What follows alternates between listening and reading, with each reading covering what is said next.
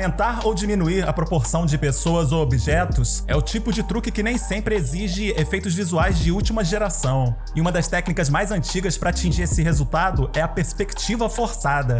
Ela é basicamente uma ilusão de ótica que faz um objeto parecer maior ou menor do que ele realmente é. E também pode ser útil para alterar a percepção de profundidade de uma imagem ou de uma cena. O mais interessante é que esse é um truque que pode ser usado por qualquer um que tenha uma câmera, porque a lógica, pelo menos a princípio, é muito simples. Se alguma coisa tem que parecer maior, é só posicionar o objeto ou a pessoa mais perto da câmera. E se a intenção for fazer ela ficar menor, é só afastar. De vez em quando esse recurso é usado até para disfarçar diferenças de altura entre os atores. Um bom ângulo pode ajudar bastante. Mas desde que cada elemento esteja na posição certa, com luz e foco bem calculados, dá para fazer truques muito mais extremos. E é isso que se faz nos filmes, desde a época do cinema mudo.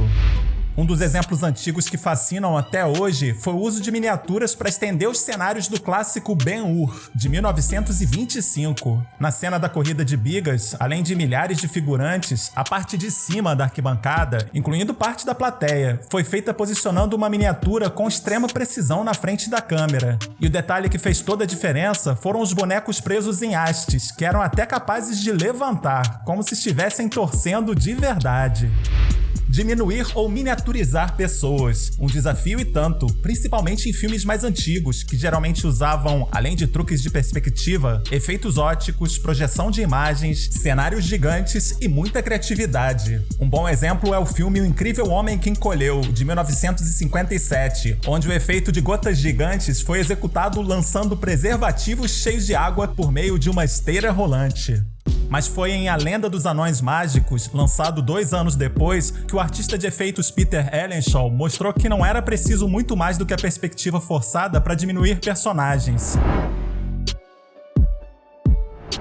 Nessa cena, por exemplo, o ator teve que andar na beira de uma plataforma, que ficava num lugar alto e bem perto da câmera, enquanto os duendes ficavam bem afastados. A grande sacada, que ajudou muito na ilusão, foi que incluíram alguns bonecos de costas na parte de baixo da tela. O movimento dos bonecos não chega a ser perfeito, mas como numa boa mágica, quem não conhece o truque pode nem perceber esse detalhe. Mas vamos pular logo algumas décadas à frente, porque o primeiro Exterminador do Futuro, de 1984, também tem truques de perspectiva forçada. Os ossos que a gente vê no início do filme parecem estar em um cenário com bastante profundidade, mas a diferença de tamanho entre os crânios não acontece porque alguns estão muito longe da câmera, não. Na verdade, isso é uma ilusão de perspectiva feita com objetos de diferentes tamanhos. Alguns eram bem pequenos mesmo, como dá pra ver nessas imagens, mas um deles se destaca bem mais que os outros. É que à esquerda das miniaturas, o especialista em efeitos Gene Warren Jr. colocou um crânio em tamanho real. Ainda na década de 80, a perspectiva forçada foi um dos truques mais utilizados no filme The Gate, que aqui no Brasil foi chamado de O Portão, mas talvez você conheça como O Portal ou O Portal do Inferno. Diferente do que alguns pensam, aquelas criaturinhas infernais que perturbam os protagonistas não foram feitas com stop motion não, e sim por atores vestindo trajes de monstro. Mas a cena mais marcante provavelmente é aquela em que um zumbi cai no chão e se divide em pequenas criaturas, cerca de 4 vezes menores que um humano.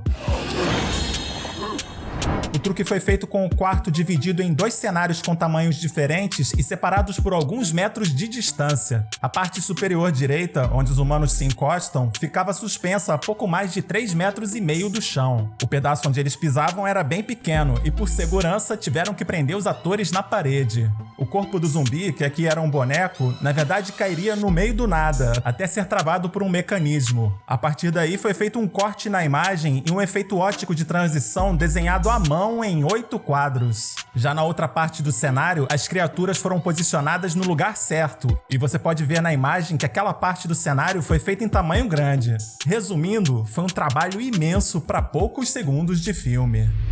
O vencedor do Oscar de efeitos visuais, Viagem Insólita, de 1987, tem algumas cenas onde 2 personagens têm metade do tamanho normal.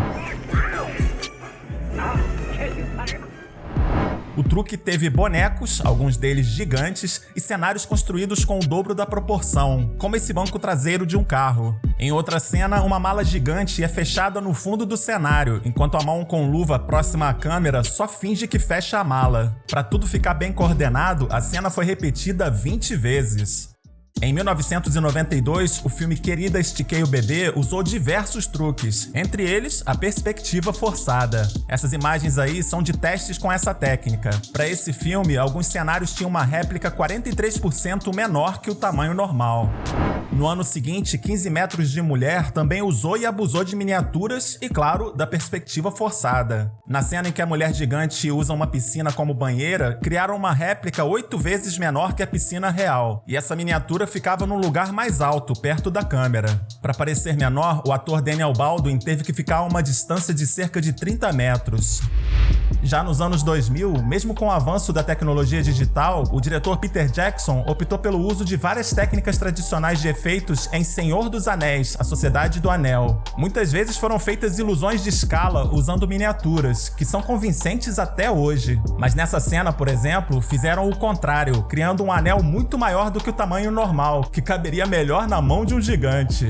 Na sequência da carroça, em alguns momentos a diferença de tamanho entre os atores foi simulada colocando Gandalf mais próximo da câmera do que o Frodo. Essa foi só uma das técnicas usadas para alterar o tamanho dos atores, fazendo eles parecerem hobbits ou anões. Em situações mais complexas, usaram o velho truque do fundo azul, só que aqui puderam aprimorar o resultado com computação gráfica, inclusive usando dublês digitais se necessário. Obviamente também usaram dublês humanos, dublês de carne e osso, em vários tamanhos. Mas voltando aos truques de perspectiva, o Peter Jackson usou outra técnica bem interessante. É que geralmente, quando alguém movimenta a câmera, os elementos da cena obviamente se movem de acordo com a profundidade, que acaba ficando mais evidente. Esse é chamado efeito paralaxe, ou parallax, tanto faz. Existe uma maneira de fugir disso para não estragar as ilusões de perspectiva, que é girar a câmera usando como eixo um ponto bem específico da lente, que é conhecido como ponto nodal. Os filmes antigos faziam muito isso, mas como o movimento é limitado, o Peter Jackson queria algo mais moderno.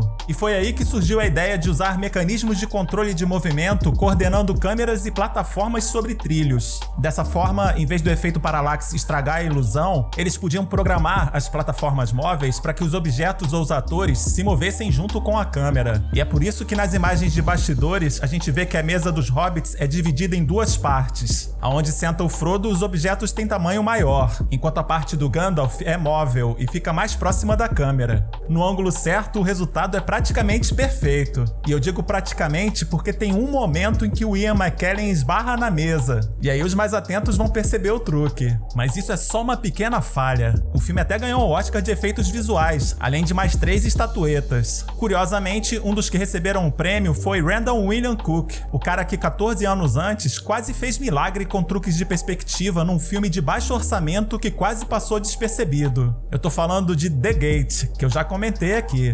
Como alguns dizem, nada acontece por acaso. O João Vitor Cinema Games quer saber como foram feitos os orcs, entre outras coisas. Isso aí eu vou mostrar em outro vídeo só sobre Senhor dos Anéis. Aliás, em mais de um. Pode anotar aí. E o Frank Abreu quer saber como disfarçam a altura dos atores. Bom, basicamente eles usam os truques que eu contei aqui, mas vale tudo. Salto alto, colocar a câmera mais embaixo, subir em alguma coisa, isso é o que eu consigo lembrar agora. E aí, gostou do vídeo? Então deixa seu comentário aqui embaixo. E como eu sempre digo, o like ou dislike fica por sua conta. Um grande abraço e até a próxima!